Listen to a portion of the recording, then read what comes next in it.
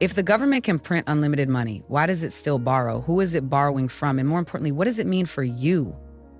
Most people assume money is just paper with value assigned to it. But behind the scenes, money is a tool of power, control, and influence.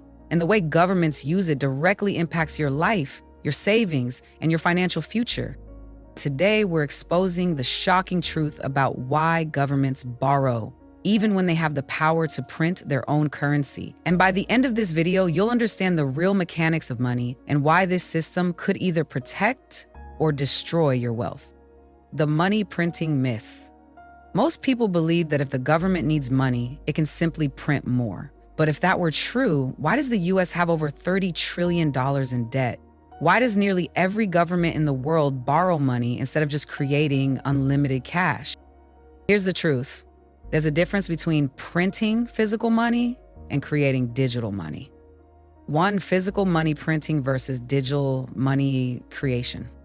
When you think of printing money, you might imagine giant machines at the US Treasury rolling out stacks of crisp $100 bills. But that's not how modern money creation works.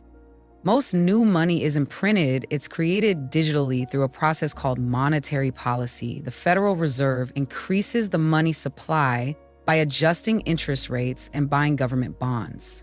This means banks have more money to lend, and businesses have more access to credit. Why can't we just print infinite money? Because there's a hidden cost, inflation. When too much money floods the economy without real economic growth, prices soar. History proves this. Zimbabwe printed so much money that bread cost billions of dollars. Weimar Germany in 1920. Hyperinflation was so extreme that people burned money for heat because it was cheaper than firewood. Venezuela, 2010. The government kept printing and inflation hit over 1 million%, wiping out savings overnight. If governments could print without consequences, we'd all be millionaires. But in reality, inflation erodes purchasing power, destroys savings, and cripples economies. So if printing money freely leads to disaster, there has to be another reason governments still borrow. And there is. Who the government borrows from. Governments don't just print money, they borrow it. But from who?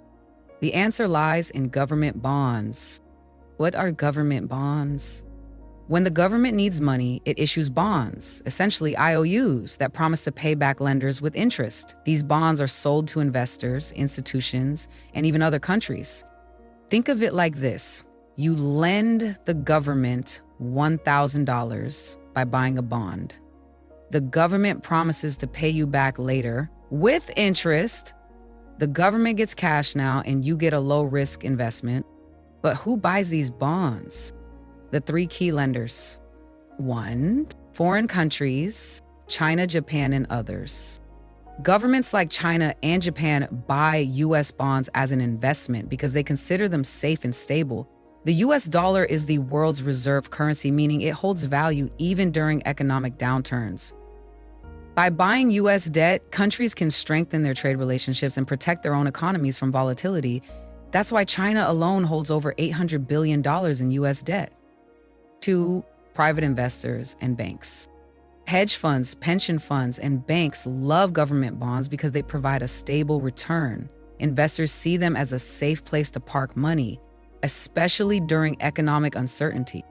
Even ordinary people invest in government bonds through retirement accounts and mutual funds.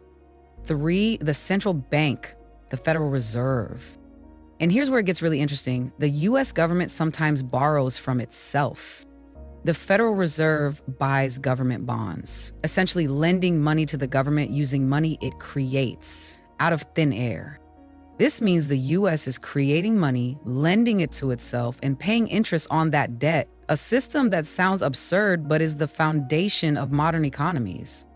So why does the government borrow when it prints money? Because printing money recklessly would collapse the economy.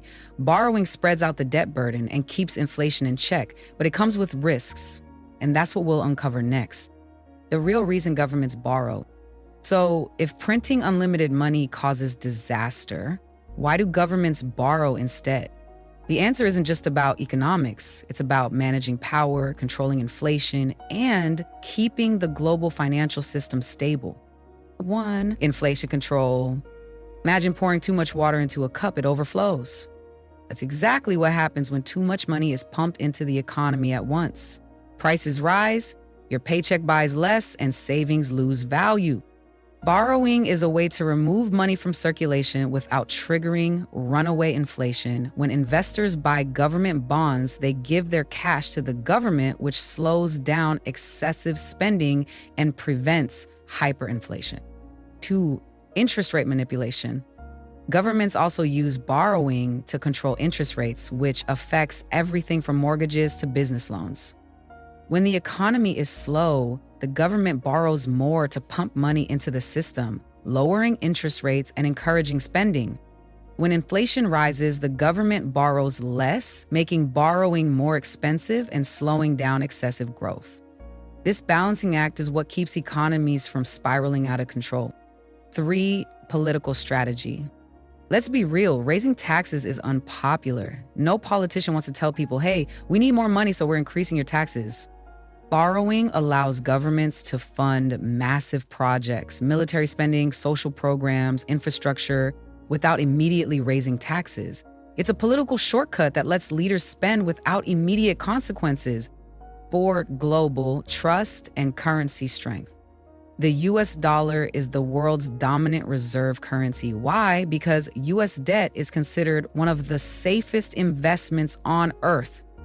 Foreign countries, banks, and investors buy US bonds because they trust the government will always pay back its debts. This keeps demand for the dollar high, ensuring its strength in global markets. But here's the problem: the hidden risks and consequences. Governments borrowing sounds smart until it isn't. Over time, endless borrowing leads to serious consequences that could affect your future. 1. The debt spiral. The more a government borrows, the more it has to pay back in interest.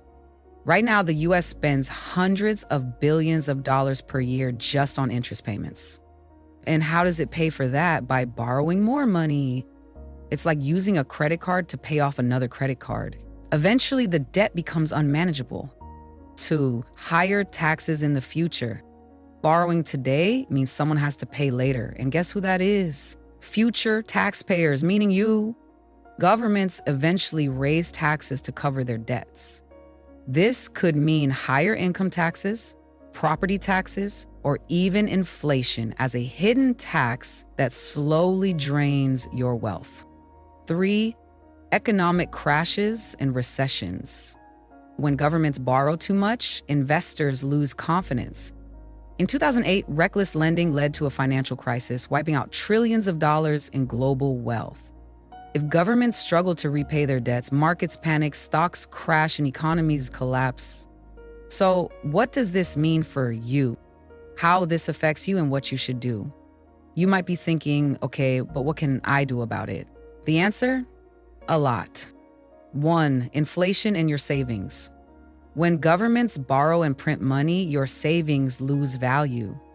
$1 today won't buy as much in 10 years. Keeping all your money in cash, you're losing purchasing power.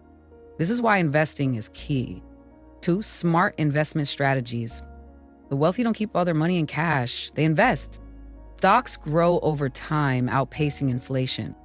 Real estate provides long-term value and passive income.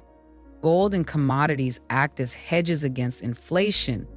If the government is playing money games, you need to play smart too.